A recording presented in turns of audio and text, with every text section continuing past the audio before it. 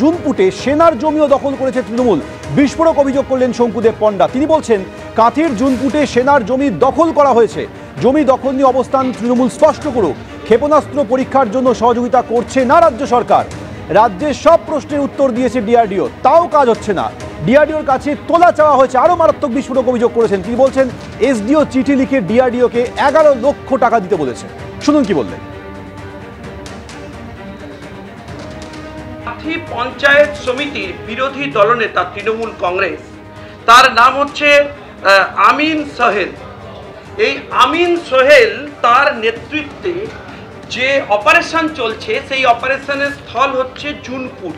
জুনপুটে আপনারা জানেন আমাদের ভারতবর্ষের সবথেকে ইম্পর্টেন্ট অর্গানাইজেশন, যারা ভারতের সুরক্ষা নিয়ে সবথেকে বেশি কাজ করে, যার নাম DRDO, defence research and development organisation. সেই অর্গানাইজেশনের একটা বিশেষ প্রকল্প এই জুনপুটে হতে চলেছিল, যা আগামী কাল থেকে 17 থেকে 19 তারিখ পর্যন্ত হতো। এই প্রকল্প হচ্ছে air two air missile coalition system. এই স্পেশাল প্রজেক্ট ডিআরডিও নিয়েছিল গত প্রায় 1 বছর আগে।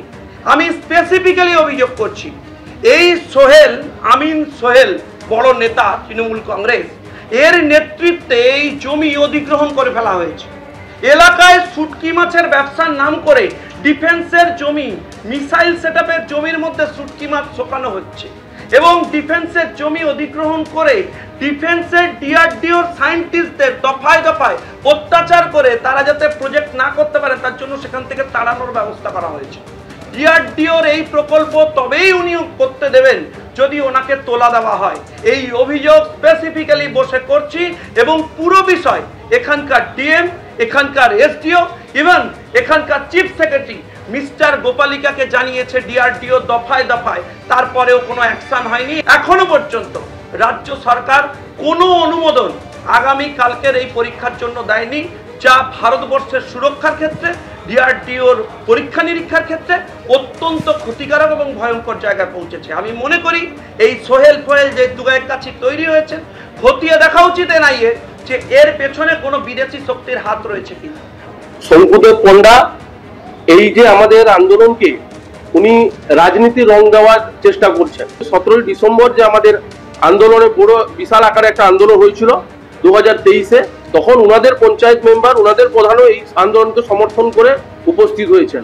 ডিআরডিও যখন এখানে জমি অধিগ্রহণ করে যখন এখানে মিসাইল উৎক্ষেপণ কেন্দ্র আসে, তখন আমরা একটা আর্জি জানিয়েছিলাম। প্রথমেই তো ওনারা ধোঁয়াশাই রেখেছিলেন না, এলাকার মানুষকে কিছুই জানাচ্ছিলেন না।